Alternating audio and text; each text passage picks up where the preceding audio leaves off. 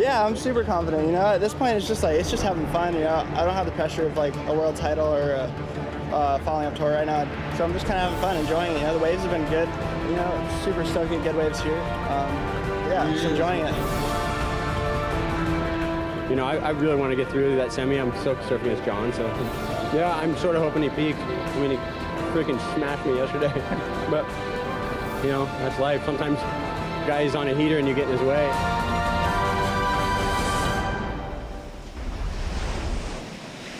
The stage is set for two of the best in the world to go head-to-head once again, back-to-back semifinal clashes from Chopu to Lower Trestles. John John from Hawaii getting closer to the top 10 picture, and Kelly Slater trying to really impact the world title race at stop number 8 on the Samsung Galaxy ASP World Championship Tour. Joe Trappell with Martin Potter for the call as we see John John slide out on his first wave. That'll hand priority back to Kelly Slater. This is the matchup we've been waiting for. From back at the Pipe Masters in the final last season to Chopu at the last stop, where we're still calling it maybe the best heat of all time, decided by a tiebreak situation. Now coming to Lower Trestles spots on a whole different playing field. That it is. It's a different stage, but still the big stage nonetheless, Joe. You know, these guys are, you know, they've got to be the best in all kinds of conditions, and they really are proving that. Going from 10 to 12 foot with 15-foot sets out at barreling Chopu to windy, blustery, really red hot, you know, high performance conditions here at Lower Trestles. The semi-finals are set. Jordy Smith's in the final. Who's going to meet him? One of these two guys, who, no matter who it is, it's going to be an unbelievable final. Well, John John Florence was just a little baby when Kelly started coming to Hawaii to compete and winning world titles. Kelly knew John John when he was just a young little kid. They'd go body surfing together in the shore breakdown at Ehukai, and Kelly got to watch John John turn into the surfer he is today. Taking another look at the left-hander, John John sets his pace for a backside air reverse. Oh, well, I'll tell you what, you know, it's very similar conditions to when he won Margaret River. That really hard sort of side shore wind. So John's almost like he's watched what happened with Jordy and Ace and went, you know what, I'm going to go on the lefts. I'm going to try and bust some big air reverses, throw the board really high up in the air and try and score some big moves on those really short, punchy left-handers. Well, first finalist for the Hurley Pro, Jordy Smith with Rosie Hodge. Finalist of the Hurley Pro, but also Jordy's first final. I think the question is, what's taken him so long? I'm not too sure. I'm actually asking myself the same question. Nah, I don't know. I'm just really enjoying this event. I'm having a lot of fun, and I still, to be honest, trying to wait to get those bombs where I can really open up and just kind of let it loose. I think now's the time, you know, in the final. Got this 4-8, just let it all hang out and yeah, have a bit of fun with it. Like you said, you've really got to go for it in the final. You're going to be coming up against Kelly Slater or John John. You know, how do you kind of redirect your performance and really just let it all hang out? Well, any one of these guys, you know, to be up in the final with them, they're the best surfers in the world right now. So, yeah, I just want to bring my A game, and I want to put on a good show and hopefully come out with a win. Well, Jordy, we look forward to being thoroughly entertained by you boys. Back up to you, Joe. Thanks, Rosie. Jordy Smith preparing for a huge final here at Lower Trestles. Absent from this final heat throughout the season in 2014. And we'll see him pick back up in the rankings. We always expected that Jordy would potentially win this event with his arsenal above the lip and on the open face. You know, Rosie asked him the question, what took him so long? He didn't really answer that, did he?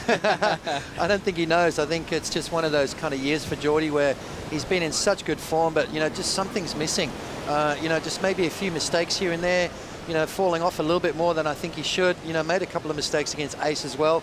Left Ace in the box seat, and Ace just couldn't really capitalize at the end of that. So Jordy's got to come out in the finals no matter who he's got, and he's really got to bring his A game. Well, we look at the matchups on paper. Kelly's won the matchups that have really stung John John Florence, including the Pipe Masters final last season on John John's home court. As we see the glide in, Florence on his third attempt to get a score. He'll go to his forehand for a big frontside carve. Now waiting, looking for something to ramp up. Clear for takeoff. He misreads the air reverse. Another fall for Florence as still small scores continue in this heat. You know, it's going to take a different kind of air because that wind's blown right across the face. Now Kelly up and out. You know, exactly, what I saw John right there. You know, earlier in the piece, the wind wasn't quite as strong. It's blowing sort of from the left across the rights. And, you know, once he does that big air reverse, the wind's going to blow his board away from him. So he's got to tweak that. I'm sure he's got an alternative air that he's got under his up his sleeve that he can do. But it's going to take something different for John to try and pull those kind of moves off. Well, the backside air reverse that John John does is insane to watch. One of the best motions in the world. Amazing footwork with this kind of wind. You think he'd land one for sure in a 30-minute matchup. A lot of snowboarders and skateboarders have been chiming in saying that surfers need to start giving credit to the rotation, calling them 540s, 720s at this stage. What do you think, Potts? Yeah, you know, I mean, skateboarders, snowboarders, surfing, to me, it's all the same. It's, you know, it's that extreme sport, and, you know, John's definitely brought it into our sport. As we see 22 minutes, 25 seconds remaining, Slater needs a 2.87 as we look back to maybe what could still be called the best heat of all time. Pumping conditions at the Billabong Pro Tahiti. Everything was set. If you could pick two guys to battle, you'd say John John and Kelly in conditions like this. John John got the first wave, a 9.9. that could have been a 10 any other day except that day, because right behind him, this is what Kelly Slater did. John was paddling out. Look how high Kelly got in the barrel there. Almost avoiding that foam ball, came flying out of the end. They had to give one of those waves a 10, and they gave it to Kelly. Look how glassy the conditions were. John John held the rail just for the takeoff. Let's go. He says he feels more comfortable doing so, and he was styling his way out. That's the closest to a John John claim we can get. Yeah, exactly right. You know, Kelly just opting a different approach. There he lets go of the rail, grabs it again just to make sure. I mean, this day was absolutely pumping. Look at the conditions. These two guys are the best in the world. And why? Because they're able to do their best surfing in no matter what it is thrown at them. John was looking on fire. I mean, look at that. Let's go the rail. Look at him pump through the barrel, grabs it again just to make sure he comes out of that one. These guys were going wave for wave. It was a seesaw battle all the way till the bitter end. They actually tied and went back to the single highest scoring wave. Kelly got a 10 and won that heat. So unbelievable stuff. A different stage right now. It's going to take a different headspace. It's going to be more high performance. John's going to go to the air, that's for sure. Kelly needs to be on the best waves right here. Well, you can see how much depth it takes to be a world champion, going for backside barrels and now going for big high performance moves. We had a huge performance from Ace Buchan. He's with Rosie Hodge. Yeah, thank you so much. Adrian Buchan finishing out this contest with a semi-final result. That's your best result this year. A huge boost for your ratings. You know that you must gain some confidence going into France. Yeah, for sure. You know, it's right now it's disappointing because I feel like I had really good rhythm this event and just maybe showed a little bit of a lack of patience there and took a couple waves that didn't really pan out. But, you know, third's a great result and I feel really confident. Like, it's definitely the best surfing I've done all year, so I'm going to take that into France. And, you know, you've had a couple of those few disappointing results where it hasn't really gone your way, but just knowing that you can get those nines, pull out those big waves, pull out those big results, going into France where you have won before, you must be feeling really good. Yeah, France is a happy hunting ground for me for sure. It's one of my favourite stops on tour and, you know, I feel really comfortable there. I love the waves over there and like I said, I mean, I think I've kind of worked hard and kind of earned the right to be confident in the back half of the year and I feel good and I'm really enjoying myself, so I'm just going to keep the same approach. Well done on this result, Ace. We look forward to seeing that. Back up to you boys. Thanks, Rosie. Ace Buchan, back-to-back keeper results from a quarter in Tahiti to his first semi-final of the season, as he'll be in a good place to strike in France, a place where he has won before. We just had a wave ridden. Let's stick with the left with John John. Yeah, we knew John was going to do this. You were saying he's got one of the best backhand air reverses in the game, and right there you can just see him using the wind just to keep that board on his feet. There was no grab there. So John, this is kind of the game that he's going to play against Kelly. He's going to let Kelly get those right-handers. He's going to go left and try and boost some air. Kelly, on the other hand, I mean, just clinical surfing from him. That trademark turn that he's got down so much. And right here, he's got to go to the air sooner or later and does it right there. Perfect rail grab, air reverse. The technique is perfect. You can see how he doesn't go all the way to the bottom of the wave. He needs to use that grab, otherwise the wind's going to blow the board away from his feet. He knows that more than anyone. So Kelly Slater opens up with a pretty good wave. John, wave number 4 already under his belt, and Kelly's just posted his best score. You can see again, continuing with that theme, Potts, of Kelly Slater ramping up in places that he's not supposed to, breaking the rules. Air wind into the left, he does a big frontside air on the right. Yeah, you know, and you can see the grab there. It was more of a, you know, he didn't push the board away from him like he did in round number 1. He kept the board really close to his body just to make sure that he had complete control over that. It's a very difficult wind to do the airs on the right-handers. But there we can see the world rankings. I'll tell you what, Kelly looking pretty good right now. A big position for Kelly Slater to take his first win of the season. And Lower Trestles is the place where he's made his mark, his first pro win. As we look back at John John Florence trying to get involved in the top 10. Josh Kerr got knocked out early. Owen Wright's out of the event. So we could see a huge jump for John John heading into France. And Jordy too. Jordy down in number 14 place. He's in the final. So, you know, he's going to look like he's going to move up the rankings as well. So both John John and Jordy are definitely going to be movers and shakers here in this event. 17:30 to go in the second semifinal for the Hurley Pro. The winner takes on Jordy Smith in the main heat to follow the Swatch Women's Pro, which is already stacked with Stephanie Gilmore and Sally Fitzgibbons immediately following this matchup. Kelly just turned in an 8.43 to take the lead over John John, and now Florence looking for a 4.17 to answer back.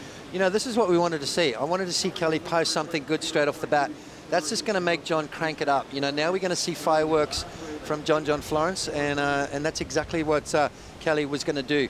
Put the pressure on him straight away, make him have to go for something big, and then hopefully make mistakes. You know, we heard Kelly in that post-heat interview say, you know, let's hope John John has already peaked because he's had 2 great heats already, 5 nines in round number 4. And then basically came out in the quarterfinals and posted a 9.17 in his first wave. So Kelly's hoping, fingers crossed, that he's already peaked. As we see the fans here at the water's edge, as you see this low tide that already bottomed out about 12:30 this afternoon, it'll be rising through the finals. And we'll be crowning our champions today on finals day here at the Hurley Pro. Kelly and John John matched up once again, a dream matchup at Lower Trestles as Florence needs a 4.17. We've seen him come up just on the World Tour for a couple of seasons. He was able to win Rookie of the Year in a tight race over Miguel Pupo and Gabriel Medina that season. Yeah, you know, I mean, he's a super talent. You know, the guy is, you know, once he works out the game and irons out all the creases, I think he's going to be, you know, top 5 guy on a very consistent basis. World Championships, definitely. I can see multiple. Once he just works out the game and doesn't make as many mistakes, I think if he cleans his act up, this kid is going to be really hard to beat. Well, we do have a world champion, a big wave world champion, sitting in the channel out there, and he's got his eye on the wind. Pete Mel, how's the wind feeling for you out there? Well, I just moved over to the left, you know, and I was just kind of, you saw John John starting to make a move on those lefts, and you're talking about how he loves to use the wind as a you know, backdrop to his airs off these things. And it's just like Northwind Aukai Beach Park out of his backyard where he grew up on the North Shore. So he is definitely, I mean, we all know he's got that backside air reverse, and he's thinking about it right here. I mean, a couple of mistakes so far in this heat, really hasn't been able to land one yet, but I feel like there's something coming, I think. Thank you, Peter, for the update. With now 15 on the clock, let's see if that air wind helps out John John Florence to separate his game from Kelly Slater. We saw Kelly really start to build on his momentum and do his best surfing on finals day. He tends to do that year after year, saving his best for the finale, as he'll glide into a small wave and change his mind. You know, that's why Kelly's got 11 world titles, you know, and so many wins because of that fact. Because, you know, he's such a smart surfer in the sense of he'll peak when he needs to. You know, he'll win heats only just, you know, not even by producing his best surfing. He'll do just enough to win his heats, and then basically he's got so much left in the tank for the last day, and that's exactly what's happening right here.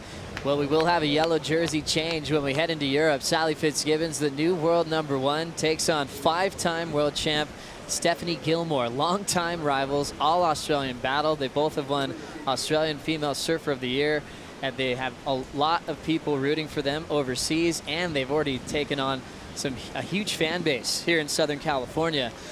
Yeah, you know what I was surprised about? Not surprised, but really stoked to see was Joanne Defay's performance. Rookie of the Year is in her sights now. You know, she's clawing her way back into that fight with Dimity Stoyle. It's good to see. I mean, these are tricky conditions. She came up against some big girls and took them down, and, you know, posting some big scores. So good to see the rookie stepping up.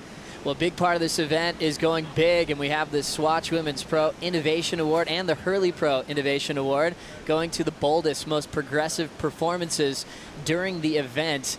And now it's time to hand the winner out to the Swatch Women's Pro recipient. We have Lakey Peterson on the desk with Todd and Strider.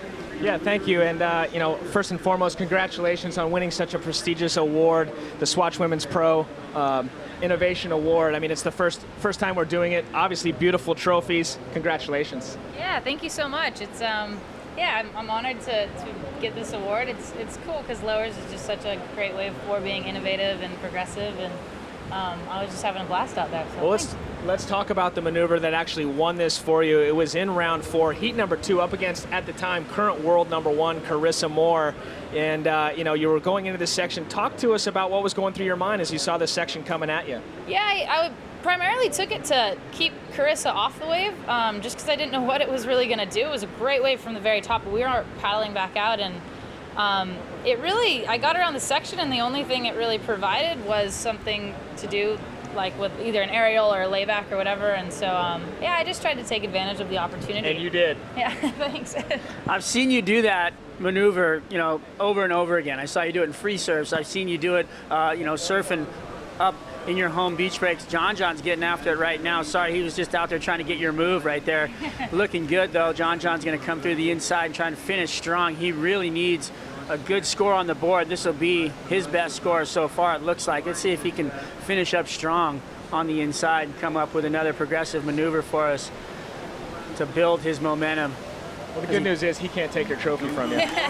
So you've already won it. Safe there. What I was saying was that I've seen you do, you know, that maneuver so many times, like basically with your eyes closed, you know, moving on. I know you got some more tricks in your bag, so to speak. You know, what else are you looking at to push the sport and women's surfing? Yeah, I don't know. I mean, the next few events are going to have a lot of opportunity, I think, to continue to do more aerial and progressive stuff, and I think a lot of the other girls are going to look to do that, especially, you know, like Carissa and Tyler are doing a ton of that stuff as well. So for me, it's just becoming more and more consistent and continuing to just get them, I don't know, I guess, like how the guys have them in a way, and just trying new stuff, different grabs, no grabs, whatever, continue to just progress it as much as I can. Well, congratulations on the award. Thank you for pushing the sport of surfing. And let's look at the men's side of things who won that. It was Felipe Toledo for a massive backside air rotation, and we know that he's got airs on lock, but this was one of the most innovative maneuvers that I've ever seen in competition. I mean, it was so high above the lip. Lakey, what was your take when you saw this go down? I couldn't believe it. The guys have been surfing amazing, and Philippe's kind of known for his air side of stuff, and yeah, that was unreal. Andy backed it up with an amazing turn, so well deserved for Philippe, and I'm just taking notes. Alrighty, congratulations to you, Lakey Peterson. The Innovation Award going to her, as well as Felipe Toledo. Back to you guys. Thanks, Todd Strider and Lakey Peterson, for going above the lip. I love that early grab, blow tail, stomped it beautifully. She's thrown different variety on that same section ever since she was a grommet. She'll do the full air reverse. She's done the stock front side air. And that was one of the things she wants to bring, variety above the lip to separate herself from the top 17, as we have John John Florence on the replay, Potts. Yeah, you know, John needed something special, and that's exactly what he did. A 4.67 on this way for him. You know, just a nice air reverse, and you can see him just keeping it going, keeping that board busy. Even when the wave gets small, you can just see how much energy he's putting into his turns.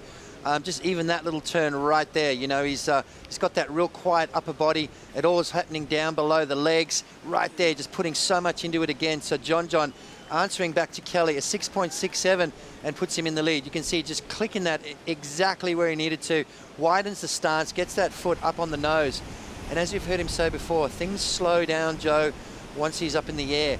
And it's all that peripheral vision stuff that, you know, works out where his foot needs to be on the board, you know, sticks the nose in the water, spins that thing around. So an amazing ability, amazing talent, John John Florence. Well, one thing that John John Florence and Kelly Slater have in common is that they absolutely love to surf. That might sound funny being a pro surfer, but in between events, they're hunting down swells. They don't try to take time to relax. They are so addicted to scoring perfect waves. John John will spend a day to surf Chopu on his way to South Africa without even spending a night there. Yeah, exactly. You know, and that's why they're the best in the world. That's why, because they just want to ride waves. They want to, you know, better their techniques. They want to, you know, especially Kelly. As soon as there's a swell in Fiji, he flies over to Tavarua, even if it's for a day or two, you know, and capitalize on that. And you'll just get to know that spot a little bit better. And John does the same thing with Tahiti. You know, he'll fly over, surf a quick swell at Chopes for a couple of days, and then he's out of there. So that's what you've got to do. You know, you want to sharpen your skills on certain waves that are on tour, waves like Cloud Break and Chopu, waves of consequence, waves that if you get to know better, you'll actually compete better at it. You'll be a little bit more comfortable with it. Pipeline, obviously, another one. You know, it's a hard wave to ride. Why? Because you don't get a lot of time to practice on it. And when you do get to time to practice on it, it's got about 100 local guys out there. So, you know, the traveling pros don't really get to, you know, that opportunity. Well, it's interesting when you look at those venues. You look to John John and Kelly to set the pace when it comes to Pipe Masters time, which is our season ender every single year on tour. Right now out front, we're trying to sort out the final, see who will match up with Jordy Smith. Kelly Slater needs a 2.74 to take the lead off John John. High line, setup carve, looking for the float. Now pacing his way down the beach, vertical climb section, and he'll slow down to wait for some open face. Could have a little inside track now. Little projection turn, building some momentum and looking for a huge finish. He's committed to take this one way down the beach. A big drawn out roundhouse cutback, incomplete. It will get the score to turn the heat. But should he have committed to that wave for so long, Tots? Well, you know, he obviously saw something down on that inside, and that's the tricky thing with this wave. You know, sometimes it'll fool you. Sometimes it'll look like it's going to stand up, and you can see Kelly. He opens up with that traditional turn. You can see him racing down the line. I thought he was going to go for an air right there, but deciding just to get that transition turn and get himself back on the open face. See him standing on the tail of the board, waiting for it, waiting for it. Most people would race down the line. Kelly, opposite. Now John John lay back, blow tail reverse, and he goes into the next section over the top, back into a wrapping cutback. Insane amount of variety and progression under the lip. Oh. Blow tail ends up going down. When John John gets going on the lowers wall, it is so dangerous to watch. An insane first turn, and now the paddle battle to get priority. You know, it's that whole thing of, did Kelly need to commit to that inside section? Did John need to commit to that last turn? Like, he should have maybe pulled back and really stuck that one. But have a look at that. That's just, how do you even explain that? I mean, that's just something that, you know, it comes with freakish talent. And then, you know, all this in-between stuff, that's the stuff that just builds up for this last turn right here. He went for a no-grab one on the inside, but have a look at this opening turn here. You know, John, one of the best at it in the world. You can see once he bangs it, throws the board out, puts the front foot forward right there, pokes the nose in, and that gives him something to pivot off. And that's what happened right there. The nose stuck in, spun the board around immediately, and John just kept that momentum going. His body followed, and the board spun with it. So just, you know, that's stuff that you cannot teach. That's stuff you've got to be born with that. Impressive nose pick reverse to start, even blowing his fins out the back. There's not many people in the world that can do that big maneuver on the first section. He risked it on the takeoff. We saw him kind of get warmed up through the first three waves, and now he's getting some keeper shots. So we talk about 99.999% of the humans on the planet don't know how to do that. How the judge is going to judge that? That's the thing. You know, if you can't do something like that, how do you judge it? I mean, it's one of those maneuvers that it's sort of beyond description. You know, it's a freakish talent that it takes to have something like that in your repertoire. Scores coming in for last of Slater, a 4.53 as he does take the lead. So John John needed a 6.3 on his last wave. That's yet to come in. Passing the 5-minute warning, John John Florence wins the paddle battle for priority. Paddling is one of those things you break down here in their pods. Yep. And Kelly is, you know, has been one of the strongest paddlers on tour for a long time. You know, we saw a couple of paddle battles today, and what it does is it takes a lot of energy out of you because there's no jet ski assist, and this wave does take a lot of energy out of you. Kelly just backed off, you know, save your energy. He's a smart guy. Let John get priority. John's going to go on something really soon and leave Kelly out the back with one more shot. So we're still waiting for that score to be dropped in, but, you know, to me, that last maneuver that John went for, that's just youth. That's something that John's got to clean up if he wants to, you know, be in the running for world titles in years to come. He needs to make sure he finishes his waves off, because what we've seen so far in this event, guys that don't finish their waves off, that could have gone into the 9+ range, but it probably won't now because of that. John John Florence is not one to lay down a soft turn and play it safe, and we'll see if that costs him this heat. A big bottom turn and a rare fall for Slater. He lets that one go, and it's trimming down this little cobblestone reef. 3:40 remaining. Florence still with first priority, and he'll hold his position. His wave before a 6.67. Before that, a 4.5. Florence needs a 6.3, and now scores are drifting in from that last wave where he did the nose pick reverse. Multiple turns, felt on the finish, And we'll see what the judges think if they give him a lead change. 6.30 required by John, and you know, he's probably going to get it, Joe. But like I said, had he finished that thing off, it was going to definitely go up into the 8+9, maybe even 9-point range. And then Kelly would have needed something really special to come back at that. So score's starting to trickle in now. He's going to get the score, that's for sure. But you know, he's got one more shot. John's got priority though, and this is where Kelly needs to somehow sneak a wave underneath John's priority. 2:50 remaining. Potts, where'd the time go? I know. Fast. Time flies when you're having fun. One more score to lock in for John John Florence. He does take the lead. It's a 7.60. Slater now needs a 5.84. As we have a packed house on the beach here at Lower Trestles, max capacity. The parking lots are full. People are trying to walk down the beach from Upper Trestles to get a spot to watch the finals. And now John John applies pressure to the 11-time world champ, and Kelly now needs to perform to make a final and get into this world title race. All right, well, a wave right here, John with priority, and he says, you know what, Kelly, you can have it. We saw Taj do that to oh, and again another mistake from the champ. That's 2 in a row. He's just fallen off the front of the board there. So is that the epoxy? Is that light composite that didn't give him that drive that he was looking for? You know, the wind. It's a lot windier this afternoon. A lot more bump on the face of the wave. We've just seen him go over the handlebars twice. As we see the onlookers. Definitely an exciting part right now. John John with the lead. 1 minute and 40 seconds to go. Can he hang on? A big moment for John John Florence, and he's not worried about letting Kelly gamble on smaller waves. He's given him a couple of rolls of the dice. We've seen what's happened with Kelly without priority against Taj Burrow in this event, and also in previous finals out here, turning small waves into major scores. Yep. And now the fans on the beach letting us know that there's something coming. Exactly right. Whistling normally means there's a set out the back. You know, Kelly's one of the most popular guys around this side of the world, pretty much worldwide. John's going to take it off him. Here we go. John John Florence up and riding. Now using priority. John John needing to better a 6.67. Layback hook to start. High line and cut back, and now he's looking for this inside ramp. He'll have to fade another carve into the pocket. Now the lip to hit.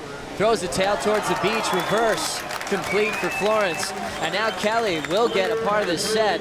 He needs something huge to come back on this one. Deep on it, he'll float. Off the bottom, straight up vert, ditches the fins, all the way around to reverse. Big completion for Kelly. He'll wrap it back. Nice tight rebound. Small inside section on the corner. Another fierce roundhouse cutback. Looking to seal it with a power hook. And he'll stomp his finish. A big answer back, and he'll call that one a heat with 20 seconds remaining. Wow. Well, talk about drama. You know, John John, he needed to better a 6.67. Did he do that on that last ride? Because if he didn't, Kelly Slater could quite possibly have got that 5.84. So that's what we got to look at right now. John had to have bettered his last score because Kelly could quite possibly have got that 5.84. It's in the judges' hands right now, and it's always a scary place to leave it. A heavy moment now for John John Florence as he's looking to get Kelly back from the semifinal in Tahiti. Another close finish, back-to-back. This heat living up to the expectations. As they'll wait for that decision, we have the video replay, and the Swatch Women's Final will be on hold until they set this one out. Smart decision for John John to take the first wave with priority. Yeah, I mean, you know, to be honest with you, I thought that first wave, only John could have got a score out of it. Let's have a look at it right now as he takes off. Bottom turns, nice big layback snap there just to set things up. That's how he gets his mojo on the wave. Another turn, focusing down the line. This is what he's looking for. He wants something special, always looking to improve his score. Bang, right there. Spins it perfectly, comes out clean, and scores initially coming through. Looks like John has improved on his situation. Kelly, on the other hand, as he races down the line, floats up over the section. He needs something big as he draws off the bottom. Kind of got caught there, I thought. Maybe needed that spin a little quicker. But Kelly's still looking for some more on the inside. He knows that he needs something special to get the score. Is this going to be enough? And finishes right there, nice and tight and fast. So it's in the judges' hands. John, 7.50. Kelly needing a 6.67 on that last wave. Kelly already in the locker room as they're looking at the replays. Upstairs, a 6.67. We've had him answer back in his last heat yesterday, and now scores are starting to drop in, and Kelly's seeing the first few numbers. He'll put the board back in the locker. One more to set this heat off. It's a 5.67, and it's not enough. John John Florence moves on to the final to take on Jordy Smith at the Hurley Pro. I don't think he was too happy with that. But, I mean, he dodged a bullet yesterday, and I'll tell you what, he really needed something. I think that rotation maybe was what held him back. I think he needed to be a quicker spin on it. Kind of got caught up a little bit. It was almost a slow motion sort of maneuver. So John moves through, gets one back on Kelly Slater as we hear the start of the Swatch Women's Pro Final. Stephanie Gilmore up against Sally. As we anticipate finals time, John John takes on Jordy Smith. We'll take a quick break. We'll be crowning our champions right after this.